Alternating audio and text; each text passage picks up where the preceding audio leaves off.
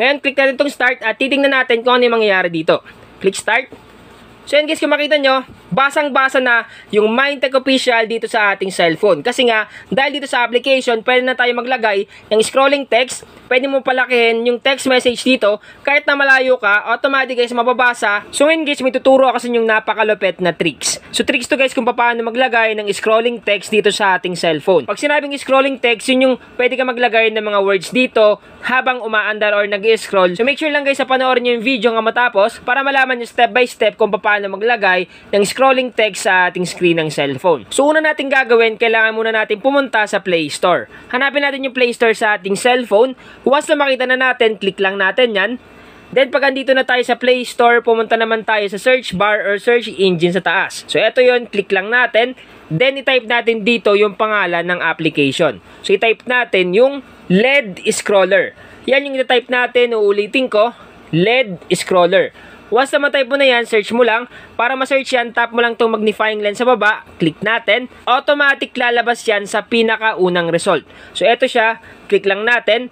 Ito yung hanapin natin sa Google Play Store. LED Scroller. Yung una natin gagawin, kailangan natin i-download at install itong app. Once na ma-download na natin at ma-install, open lang natin. So, click open. Sa unang bukas mo ng application, guys, ito kagad yung makikita mo. So, napakasimple, guys, ng dashboard nitong application. At kung mapapansin nyo guys, yan yung tinatawag na scrolling text. Yung mga text message dyan or yung nilagay mo na word, tapos nag-scroll siya pakaliwa or pakanan. Ngayon, mapapansin nyo dito, merong text box dito. Ang gagawin natin, click lang natin to. Then dito natin ita-type kung ano yung gusto natin lumabas sa screen ng phone natin. So for example guys, maglagay tayo ng, ilagay natin kunyari, I love you.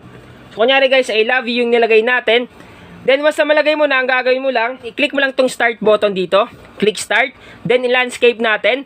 At kung mapapansin nyo guys, meron na tayong scrolling text sa screen ng phone natin. So napakalupit at napakaangas kasi nga, pwede pala gawin to sa screen ng cellphone. Ito yung makikita nyo guys, once na nanonood kayo ng mga concert, yung may mga cellphone na may tumatakbong text or yung mga message nila. Kasi nga once na malayo, hindi mababasa yung ating sinasabi. Kaya ang ginagawa, naglalagay sila ng scrolling text sa screen ng cellphone nila. Kahit malayo guys, automatic makikita mo. Ngayon guys, bukod dito, pwede mo pa siya i-set up. So ang gagawin natin, back muna natin siya.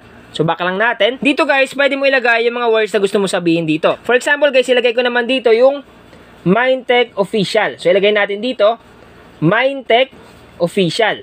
So once na malagay mo na, pwede mo rin ito palakihin ng mga words dito. So ang gagawin mo lang para lumaki yan, tap mo lang itong plus sign, diinan mo lang, automatic guys lalaki dito yung mga words. Then kung gusto mo naman palitan, walang problema, tap mo lang itong minus sign dito. Ito yung pipindutin natin once na gusto natin bawasan yung laki ng message or kung gusto natin dagdagan yung laki or palakihin. Ngayon naman kung ayaw mo mag-scroll, ang gagawin mo lang, click mo lang itong stop, automatic guys hindi na mag-scroll. Pero syempre guys, mas maganda na nag-scroll yung message or text kung mahaba yung nilagay natin. Kaya mas maganda na continuous lang yung pag-scroll niya. Para mag-continue yan, click mo lang tong left arrow dito. Automatic guys, papunta doon yung kanyang scrolling. Ngayon naman, pag pinindot mo tong arrow sa kanan, automatic yung scroll ng text is pakanan. Pero kadalasan talaga na ginagamit natin sa scrolling text is dapat pakaliwa para mabasa natin yung pinakaunang letters or word hanggang sa dulo. Ngayon naman, kung gusto nyo magpalit ng kulay, walang problema. So, i-click mo lang tong text color dito.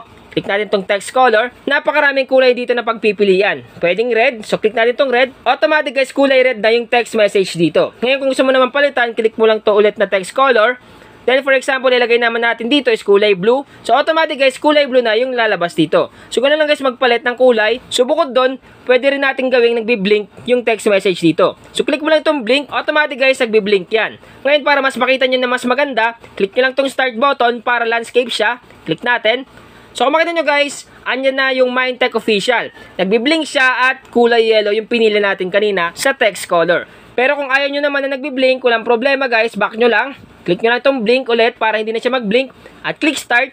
So kung makita nyo guys, kahit malayo kayo, mababasa nyo kung ano yung ibig sabihin ng nilagay natin dito sa may text box. Ngayon naman guys, kung gusto nyo mas palakihin pa, click ulit natin itong plus sign dito, palakihin natin. Then kung gusto nyo naman bagalan, yung pag-andar dito ng mga text message, i-adjust mo lang siya dito. Once na sinwipe mo pakaliwa, automatic guys, bibilis yan. So kung makita nyo guys, napakabilis niya mag-scroll. At kung gusto mo naman bawasan yung bilis ng pag-scroll niya, ang gagawin mo lang, i-adjust mo lang pakanan.